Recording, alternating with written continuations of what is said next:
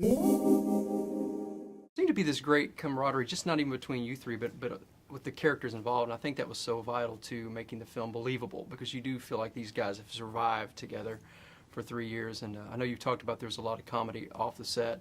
How much time did you get to spend before they said roll tape? I mean, did you guys get a chance to hang out much? Enough, not much, man. Like 6-7 days. Yeah. Or something like that, or a week and a half.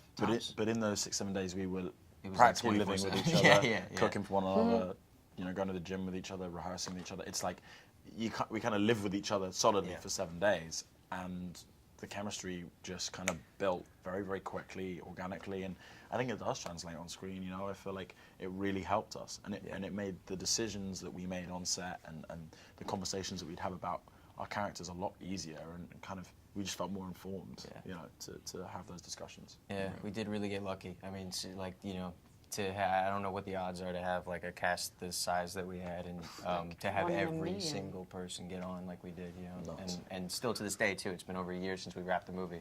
We're still all best friends, and just good, great, dear friends for life, and it's been the best part of doing this press stories, literally getting back together again. And, it's cute. You guys shot it in Baton Rouge. The sets were amazing. I mean, it looked great. I know there was some, CGI and stuff in there. Yeah. Just kind of talk about walking on set the first day and seeing some of the stuff that had been built and ready for you. Did it kind of just help you gravitate into your character and get in the moment more? The Glade blew my mind. It was just I knew instantly. I was like, will be one of the coolest places I shoot in ever. It reminded me of Star Wars. It was so cool. Yeah, I felt like one of the reasons I really wanted to do this film, was I really wanted to be a lost boy. That was kind of something I always wanted to do.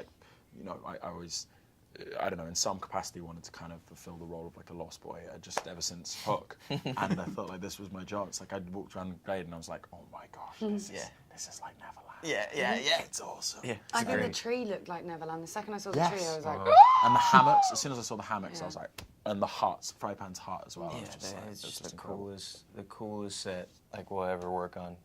Yeah, I agree. This is as we mentioned, this is kind of a male-driven cast, but from the audience, even we've seen at the screenings, there's a lot of girls that have a lot of fangirls. Do you think it's because of the young, cute guys that are in it yourselves and stuff, or do you think there's something about the story that's not just male?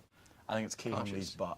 That's what's drawing him in. Definitely. I think so. From the trailers. Just seeing him run. Minho's butt, I think, is what's really. Yeah. There's gonna be big posters of just his butt. I think his character poster actually is just his butt cheeks. Yeah. Just his butt cheeks.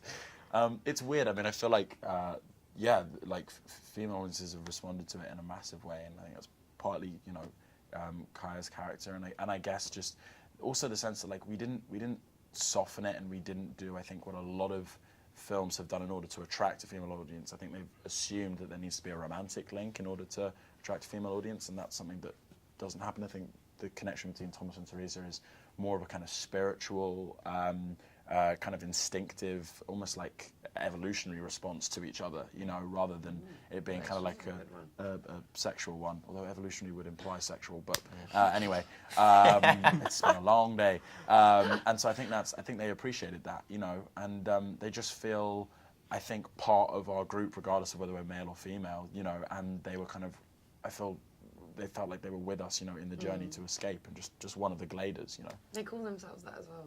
Yeah, I think that's such an important point. They do feel like they're part of this group of kids. Yeah, it's awesome.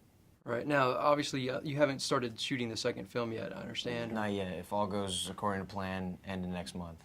Right. That sounds so scary. I know, isn't that crazy? What are you looking most forward to? Is it just getting back with the cast, or is it getting back into the sets? I mean, what are you most jived about? And all of it, yeah. Getting back together, making another movie together. We've all been so excited to do that since we wrapped the first one. Working with Wes again, our director, who, our beloved director, truly, all down the line. We all just, have the utmost respect for the guy, and just, feel so lucky enough to have been in his first feature film, and can't believe that that he's gonna continue the trilogy and do the second one, and to continue the story, and to not just have it end there, and to get to flesh it out to what it will fully become. It gets so much bigger, and it's just exciting to get back into that world that we all just loved so much. Right. It was a fabulous job. I mean, actually watching it makes me want to read the book now. So congrats Awesome. on that. That's Yeah. great, man. Yeah. It's the James idea. would be pleased. Yeah. as well. Thanks for your time today. It was good. Thank you so It much. was good hanging with you.